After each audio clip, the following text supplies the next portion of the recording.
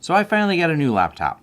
And my old laptop still works fine. This is the old X250, and a lot of people say, hey, Tom, what laptop are you using? I've got a review of this I've had this for a number of years. And one of the things I wanted to show, and especially holding it up like this, do you see I have worn it down to being glossy. This thing has actually been a tank, and right here, even ThinkPad's worn out. Now, the ThinkPad series I've been using since IBM used to have ThinkPad, then it was changed over to Lenovo. It was sold to them. I think they were the actual manufacturer of them, and IBM sold the whole rights to them, and they've been producing for a number of years, but I've been a ThinkPad user for a very long time. They've always had really good tactile keyboards. Like, the feel to them is great, and that's kind of what really sold me on. And the X series is, like I said, this has held up really well. It may or may not have fallen a few times, and with a solid state disc in there, no disc damage, plenty of stickers on it, which clearly bother a lot of people. Little comments on there if I don't like having stickers on there. And, this has the whole docking system on there, but I never used it. It does have the extended battery. But this was so good to me that I couldn't resist. Even though reviewing other laptops, I decided again to get a ThinkPad laptop. And as you can tell by the lack of stickers, it must be new. That is correct. I just got this yesterday, loaded Linux on there. But let's start with the specs on it, because we're actually going to pop it open and review it real quick here. This is a 14-inch versus the smaller display that was on the X250, but still 1920 1080. 8th Gen Intel quad-core i5 8250OU 1.6 gigahertz, UHD graphics. It has a Toshiba 256 gig NVMe in here, which is quite fast, but it has also, and this is just something they add on in this particular deal, was a 1 terabyte hard drive, 16 gigs of RAM, Intel wireless with a 2x2, Bluetooth, and a 45 watt-hour battery. Micro SD reader, which is strange, non-backlight keyboard, disappointing, but let's talk about this a little bit. So I'm actually showing you the Amazon deal that I bought this from, and I just couldn't pass it up at $779. I wanted the backlit keyboard that comes with the T series. So the L series, this is an L480, and they have a T480, which is a higher end one, and it has a few more things you can get with it. This does not have the fingerprint reader. This does not have a docking station option on the bottom of it that you would get with some of the other ones. I believe the newer T-Series comes with that. I'm not an expert on every one of their models, but for the price savings, and this is a just slightly slower processor than you get in a T-Series, but it works perfectly fine for me. And I need a new laptop because I have some traveling to do, and that traveling is going to require me to do some video editing while I'm on the road for a few days, or at least I'd like to do video editing. So I'm taking out the 1 terabyte drive, putting another SSD in there, so I'll have an NVMe boot, another SSD for storage, enough to get the job done. Essentially, I have a 240 extra laying around that will go into this. Now, the laptop itself, and we'll go an overhead view here, is laid out like any other Lenovo ThinkPad that I've had before. So layout's very similar. Now, this is something people may not like, the fact that the function and control keys are reversed, because you expect the function key to be right here. Good news, there's a BIOS option, and this was in the previous one as well, that allows me to swap these keys. So function and control are actually swapped right now, because my finger is used to being right here to hit the control. Keyboard, plenty of responsiveness, and I'll turn it to the side here so you can see it's still got the same feel as the keyboard did on my other one, but without the backlighting. Like I said, I wish it had the backlight, but it doesn't. Typing's easy.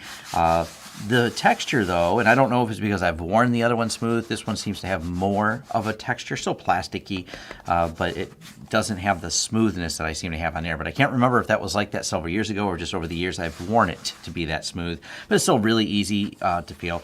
Still has a little mouse here, so you can move that around. I'm never ever use it, but I know some people are like a huge fan of that. I do like the larger trackpad. It does make two-finger scrolling so much easier. Just put the 2 fingers on there, easily, quickly scroll, and you have the buttons up here for the clicks, or you can just, of course, do the double tap. It does have the option up here with the function keys, so you can switch them back and forth, so you don't have to have, well, it would be this key to change them around, or leave them at default like the media keys at the top.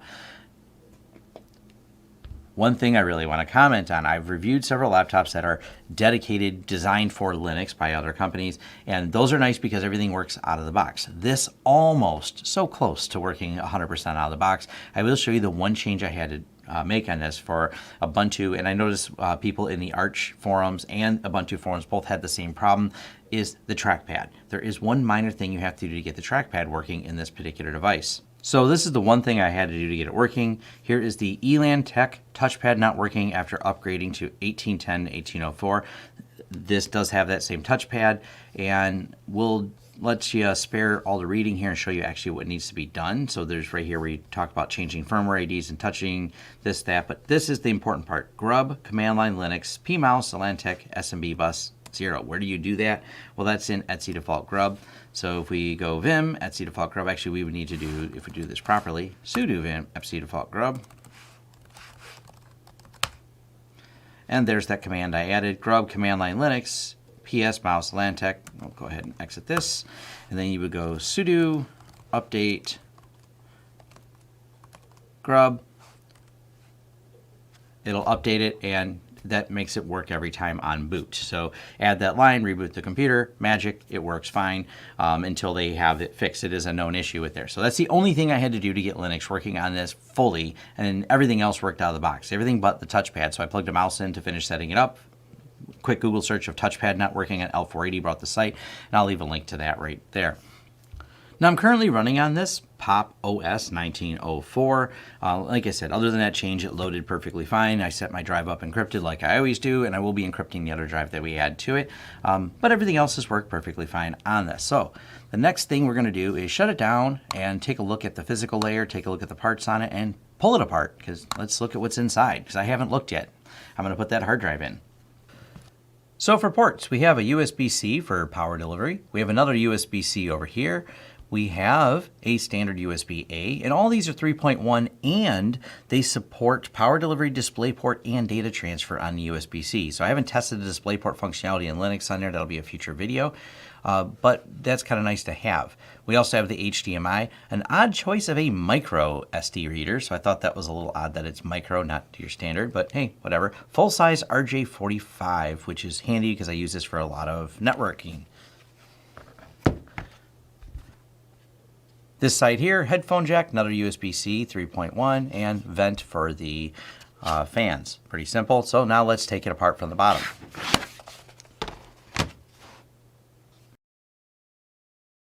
Had to use my little plastic tool. There was a couple stubborn clips along the bottom, but nothing too difficult to get out. So we see we have both pieces of memory here, the large battery, interesting fan design there. That looks pretty clever. A really small NVMe over here, but other than that, pretty simple to work on. So this is the part we want, though, is to get this hard drive out to put our SSD in. It's got a handy little pull tab here, so well, I say handy, but this took a little more. There we go. That came out, and this was I did lift that up. So let's put in the other drive. Just a standard 1 terabyte spinner.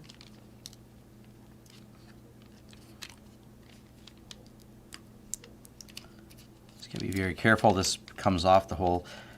There's no screws holding it in from the sides. It's just a little rubber thing here. Then we got to get this off. It's got some adhesive on it. Be very careful. And away we go.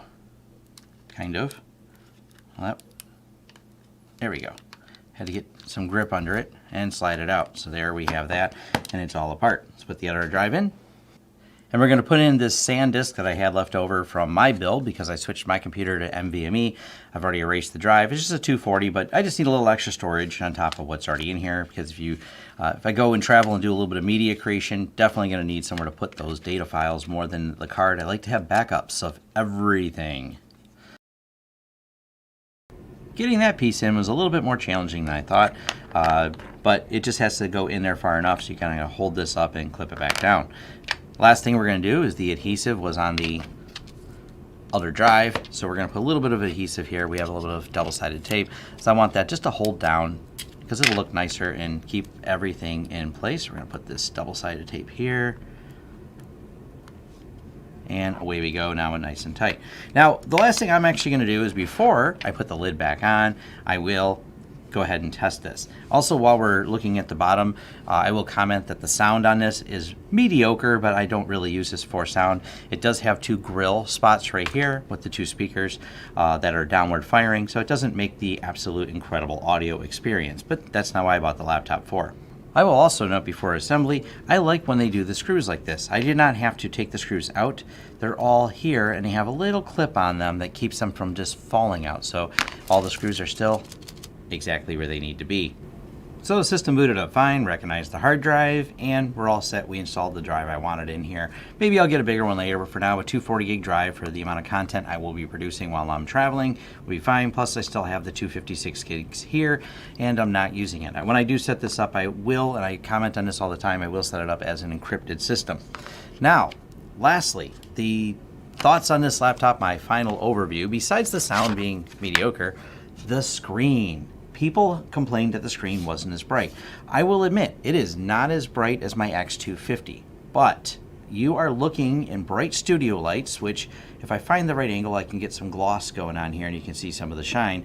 But overall, I find it very, very usable. I'll admit, I have this set brighter, and I believe right now, let me make sure. Yeah, we're at maximum brightness for this. It's still completely readable under studio lights. So obviously for home use, it should be fine. I'm not sure how good it's gonna be in direct sunlight, but I pretty much don't use my laptop in direct sunlight. The X250 was a little bit brighter, but I actually never used it at full brightness. I generally kept it at a little bit dimmer. But also, I like the way that the Lenovos do this, this whole stand-up straight thing. It's actually easier because a lot of laptops stop right here. Being able to just go a little bit further is kind of cool, I will admit. I've done that when I'm have a network plug plugged in and I'm up on a rack, sometimes looking down at it when you're doing some network diagnostics. But I really like the laptop. I've only had it for a day. I'll do maybe a follow-up review later, but like any of the Lenovo series, or something I've been probably going to really enjoy. They haven't disappointed me yet with any of the models I've had in the past. And like I said, I've been using the whole ThinkPad line of laptops for quite a bit of time. Well, that's my thoughts on it, and thanks, and I'll leave a link where you can get this on Amazon as configured as you've seen on here. They still have it on sale as of right now in September of 2019. Thanks. And thank you for making it to the end of the video. If you like this video, please give it a thumbs up. If you'd like to see more content from the channel, hit the subscribe button and hit the bell icon if you'd like YouTube to notify you when new videos come out. If you'd like to hire us, head over to lawrencesystems.com, fill out our contact page, and let us know what we can help you with and what projects you'd like us to work together on. If you want to carry on the discussion, head over to forums.lawrencesystems.com, where we can carry on the discussion about this video, other videos, or other tech topics in general. Even suggestions for new videos, they're accepted right there on our forums, which are free. Also, if you'd like to help the channel out in other ways, head over to our affiliate page. We have a lot of great tech offers for you. And once again, thanks for watching, and see you next time.